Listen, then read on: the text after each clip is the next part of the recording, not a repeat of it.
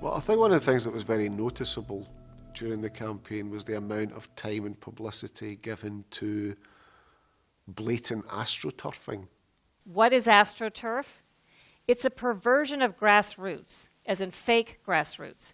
AstroTurf is when political, corporate, or other special interests disguise themselves and publish blogs, start Facebook and Twitter accounts, publish ads, letters to the editor, or simply post comments online to try to fool you into thinking an independent or grassroots movement is speaking.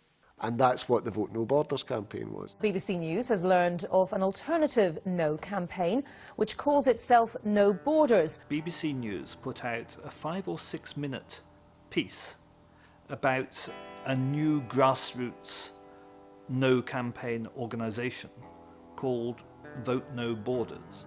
Gavin Esler has this exclusive report. It was fronted by Gavin Esler, who's one of the BBC's star performers, who does not normally front pre-recorded news segments. It's still a very dubious setup, the entire thing. Very, very dubious. The idea is a grassroots campaign to rival that of the pro-independence Yes campaign. Exclusive report. And the piece had very high production values. And it had background music. It was like nothing you would normally see on the BBC News. For a grassroots No campaign movement, the extraordinary thing was nobody had ever seen it. You know, who were they? Where had it come from? I did some digging, and I discovered that Vote No Borders was registered to the London office of a public relations firm named Akanchi. The head of Vote No Borders was a gentleman called Malcolm Offord, who is also the director of Akanchi. And Mr. Offord is a contributor to the Conservative Party who had donated £120,000 and had, in addition, donated money to the personal election expenses of Michael Gove. And Mr. Offord was talking about Vote No Borders and saying it was a grassroots movement of ordinary Scottish citizens who had risen up to defend the Union. Non-political, not affiliated to Better Together, a grassroots people campaign to allow voices to be heard from ordinary people who want to put their hand up and say, do you know what, I don't want to leave the Union, it works for me. In fact, I quite like it, it's like a cup of hot chocolate and I want to keep it. And it got a huge amount of publicity in the BBC. I seem to recall actually it was actually the lead story in Reporting Scotland. It was shown on the BBC 24 news channel every 30 minutes over a 24-hour period.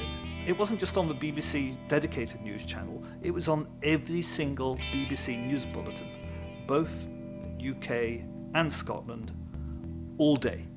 The Yes campaign was defined by grassroots movements.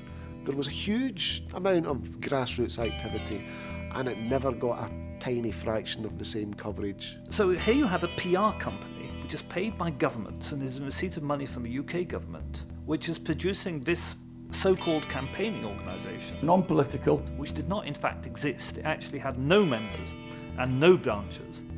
And Gavin Esler, who is as capable of using Google as I am, did not ask Mr. Offord whether Vote No Borders was not related to the PR company Akanchi, with which it shared an office in London and of which Mr. Offord was chief executive.